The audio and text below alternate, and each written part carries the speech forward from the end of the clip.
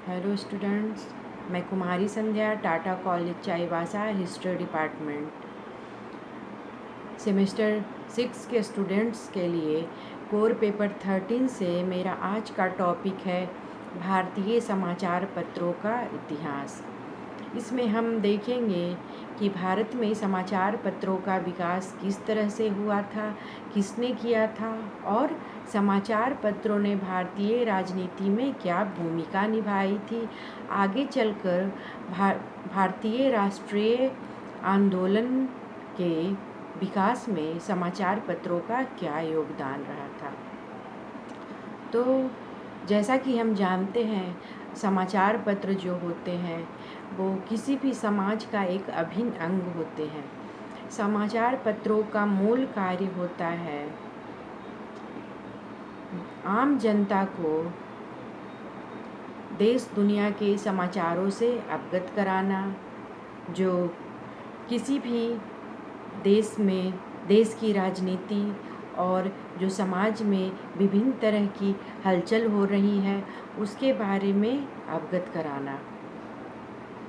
समाचार एक तरह से जो समाचार पत्र होते हैं वो जो राजनीतिक क्रियाकलाप होते हैं उन पर अंकुश लगाने का कार्य भी करते हैं। राजनीतिक सत्ता पर अंकुश लगाने के साथ साथ जो प्रशासनिक व्यवस्था होती है, जो मेन प्रशासनिक तंत्र होता है, उसको आम जनता की ज़रूरतों और उनकी जो बुनियादी उनकी क्या आकांक्षाएं हैं उनसे शासकों को अवगत कराने का कार्य समाचार पत्र करती हैं। तो आज हम देखेंगे कि भारत में जो समाचार पत्रों का आगमन कब हुआ था और इसने शुरुआत में इसका स्वरूप जो था वो किस तरह का समाचार पत्रों का स्वरूप था। भारत में समाचार पत्रों के इतिहास की शुरुआत भारत में यूरोपीय लोगों के आगमन के साथ होती है। भारत में पहला प्रिंटिंग प्रेस पुर्तगाली लेकर आए थे और यहाँ की जो उस समय की आम जनता थी उनको प्रिंटिंग प्रेस जैसे चीज़ के बारे में जानकारी दी थी। यहाँ के लोगों के लिए प्रिंटिंग प्रेस एक तरह की अचंभित करने वाली वस्तु थी और भारत में पहला किताब भी 1557 ईस्वी में गोवा के पादरी लोगों ने छापी थी। भारत में एक व्यवस्थित प्रिंटिंग प्रेस की स्थापना 1684 ईस्वी में ईस्ट इंडिया कंपनी ने की थी। भारत में एक व्यवस्थित प्रिंटिंग प्रेस की स्थापना 1684 ईस्वी में ईस्ट इंडिया कंपनी ने की थी। लेकिन ईस्ट इंडिया कंपनी के जो क्षेत्र थे वहाँ एक भी समाचार पत्र नहीं छपा था, क्योंकि कंपनी के जो अधिकारी थे वो नहीं चाहते थे कि भारत में हमारे अपकर्मों की जानकारी किसी भी माध्यम से हमारे देश तक पहुँचे, हमारी जो शासन तंत्र है उन तक पहुँचे। और जब समाचार पत्र छपते तो उसमें कुछ न कुछ ऐसी सामग्री ज़रूर छपती जो यहाँ की गतिविधियों से उनके शासकों को अवगत कराती।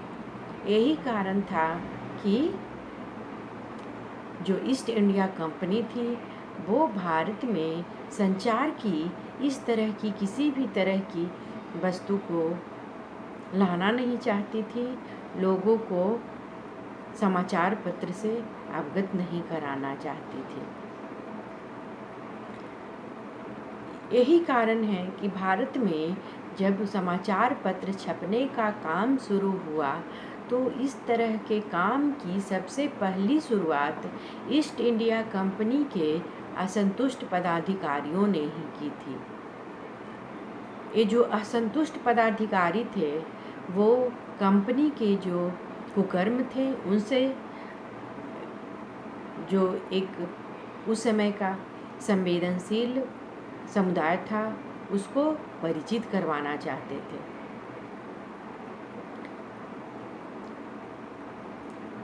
कंपनी के एक ऐसे ही असंतुष्ट अधिकारी जेम्स ऑगस्टस हिक्की ने 1780 में द बंगाल गज़ट नाम से भारत में पहला समाचार पत्र प्रकाशित किया था। जेम्स ऑगस्टस हिक्की ने 1780 ईस्वी में द बंगाल गज़ट नाम से समाचार पत्र प्रकाशित किया था। यह भारत में प्रकाशित पहला समाचार पत्र था, लेकिन सरकारी अधिकारियों, गवर्नर जनरल तथा मुख्य न्यायाधीश की आलोचना के कारण उसका प्रिंटिंग प्रेस जब्त कर लिया गया और वह उसे केवल भारत में पहला समाचार पत्र होने का श्रेय मिला। बाकी सामाजिक योगदान या अन्य जानकारियों को उपलब्ध कराने में यह नाकाम रहा। उसके बाद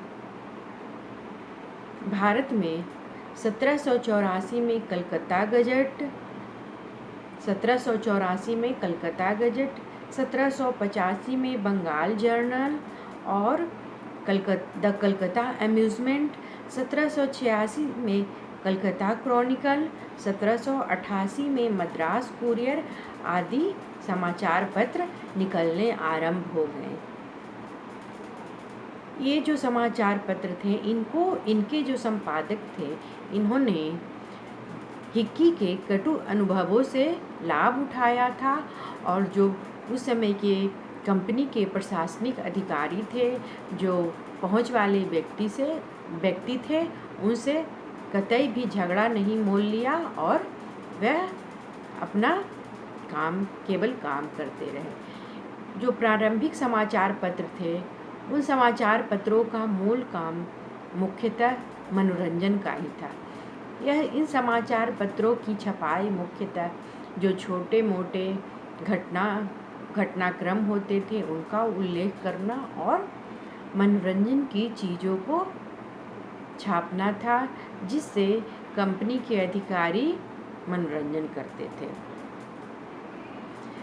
प्रारंभिक वर्षों में इन समाचार पत्रों की छपाई 100 से 200 पत्रों से ज़्यादा नहीं होती थी और इनका एकमात्र उद्देश्य अंग्रेज और एंग्लो इंडियन लोगों का मनोरंजन करना ही था।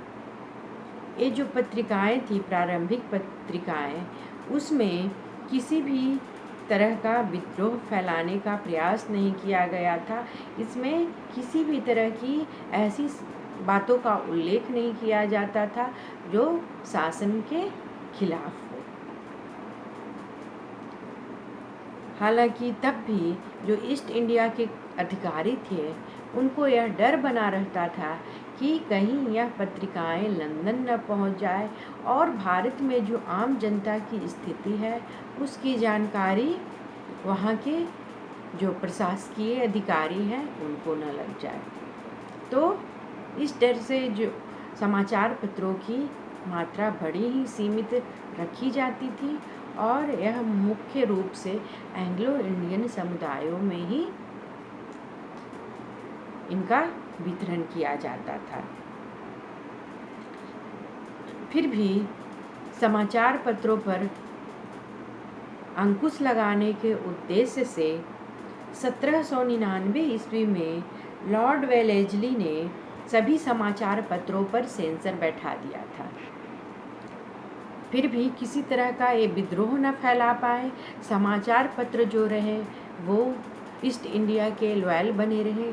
इसी उद्देश्य से 1799 ईस्वी में लॉर्ड वेलेस्ली ने सभी समाचार पत्रों पर सेंसर बैठा दिया और समाचार पत्रों का पत्रेक्षण अधिनियम पारित कर दिया और समाचार पत्रों का पत्रेक्षण अधिनियम पारित कर दिया। इस समय इस पत्रेक्षण अधिनियम में जो नियम थे वो नियम कुछ निम्न प्रकार के उसमें नियम थे।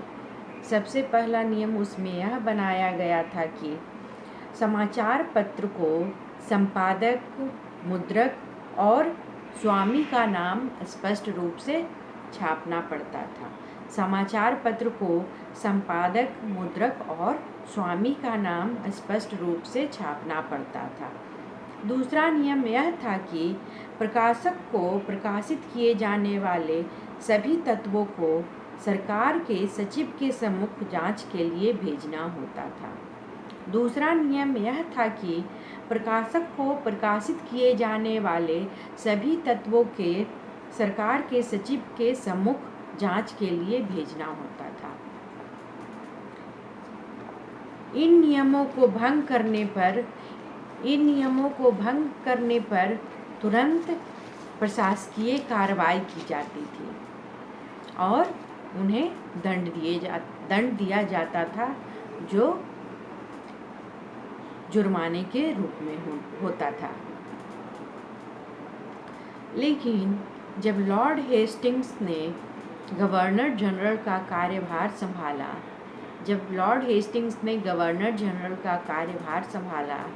तो इन नियमों में ढील दे दी थी और अपने उदारवादी तथा प्रगतिशील विचारों को समाचार पत्रों पर लागू कर दिया था। अपने उदारवादी और प्रगतिशील विचारों को समाचार पत्रों पर लागू कर दिया गया था। लॉर्ड हेस्टिंग्स का काल खत्म होने के बाद जब 1823 ईस्वी में लॉर्ड एडम्स कार्यवाहक गवर्नर जनरल बने तो एक बार फिर से उन्हें समाचार पत्रों को बंधन में बांधने का मौका मिल गया और इसके लिए उन्होंने ढेर सारे नियम बनाए, समाचार पत्रों को पूरी तरह से बंधन में जकड़ दिया। तो समाचार पत्रों के इतिहास के बारे में ये है पार्ट 1 और इसका पार्ट 2 सीरीज मैं कल फिर आप लोगों के सामने लेकर आ रही हूँ।